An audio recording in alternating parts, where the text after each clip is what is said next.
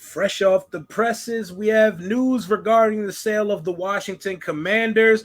Apparently, according to Teddy Schleifer of Puck News, Jeff Bezos is now not in the bidding process for the Washington Commanders and is not currently planning to make a bid for the team. A source with direct knowledge tells Teddy Schleifer. He says, for months, Jeff Bezos has hovered over the ownership battle for the Washington Commanders, maintaining his so-called optionality to buy the franchise, but without committing to it formally. Rumors have swirled wildly in NFL circles that Bezos has remained strategically quiet, cultivating a sense of mystery for Dan Snyder's bankers and advisors, to say nothing of the trepidation he has triggered in rival bidders. Anything can happen in the heat of a deal, and Bezos has the capital to go from silent to dominant with the stroke of a check. But today I learned from a source with direct knowledge of the matter, Bezos is not in the bidding process and is not currently planning to make a bid for the team. That reporting should theoretically put an end to the rampant speculation about Bezos, his bankers, etc. So there it is, guys. There will be no Amazon Prime Superdome. Well, who's to say that couldn't still happen, because he still could get the naming rights to whatever the new stadium is, but he will not be in the bidding for buying the Washington Commanders. Puck Sports with the drop. Puck Sports is an American digital media conglomerate that covers the four centers of power in the United States: Silicon Valley, Hollywood, Washington, and Wall Street. So you can take this as gospel. This isn't bullshit. This isn't your local hacky beat reporter. This is from a credible source. So that leaves us to, when is the team getting sold and who it's getting sold to? As of right now, the only viable bidder and buyer on the table is the Josh Harris group that includes Josh Harris, Mitchell Rails, and Irvin Magic Johnson, with their alleged near $6 billion fully financed, in quotations, because we don't know how that works, on the table as we speak. That's the only current fully fledged deal on the table.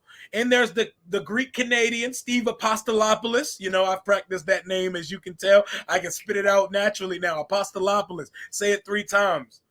But as we sit here on April the 12th, Wednesday, 15 days before the NFL draft, there's currently one buyer on the table for Snyder. He's not getting $7 billion for the team. And the way it's looking, he's not even going to get $6 billion for this team. It's going to be a little bit under 5.7, 5.8, somewhere in that range. And you love to see it in a way, because you don't want to see Dan. I mean, it's still a huge payday for the dweeb. He's still going to cash the fuck out, take his ball, and fly to London and go ruin whatever the fuck it is he wants to ruin in the UK. But I do love to see that he's not going to get what he expects. And no, it doesn't make me believe, oh my God, what if he changes his mind and decides to stay on? Because I don't think that that's a viable or realistic possibility at this point. Because if he decides he doesn't want to sell, the league has to step in and take matters into their own hands. They don't want to vote out one of their own, because it opens up a door. It opens up a Pandora's box for all of the other owners in the league to be viewed under a certain light and magnascope. Like, it's different if they have to vote a guy out, one of their peers. Even though they don't fuck with Dan, he's part of the fraternity. He's part of the shield, the cloth that is the NFL. They don't want to have to do that. So we're at that point of the game where we're like, okay, the guy with enough money to buy the entire world is out of the bidding. You have a bid on the table. Take the fucking bid and go home, Dan Snyder. Take it. Accept it. Push it through. And either next month during the owners' meetings or an emergency expedited owners' meeting, we can vote in Josh Harris and them, and we can get the ball rolling on a new era in Washington, one that does not include an idiot, a sycophantic loser, a dweeb, a bad person, a misogynist, a thief. And literally, the shit doesn't stop with Dan Snyder. He's affected on the field, off the field, the finances. He's done wrong in every way possibly an owner can do wrong to a franchise. He's literally written the fucking book, the magnum opus of how to be a terrible owner of a sports franchise. He's the poster child for it. And his long era of ineptitude is coming to a close, as Jeff Bezos is now out of the bidding. Tillman Fertitta is out of the bidding. Steve Apostolopoulos is apparently in-ish, and Josh Harris and them, they really want this shit. They want it. They want to have it. They need it. Magic Johnson spoke publicly about it.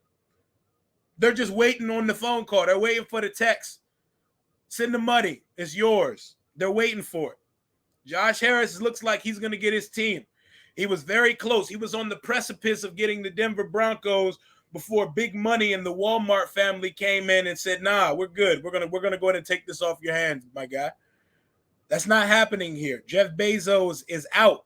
And fans and media, we floated his name out, but he's never come out and said he was interested in buying the team. He's hinted at it.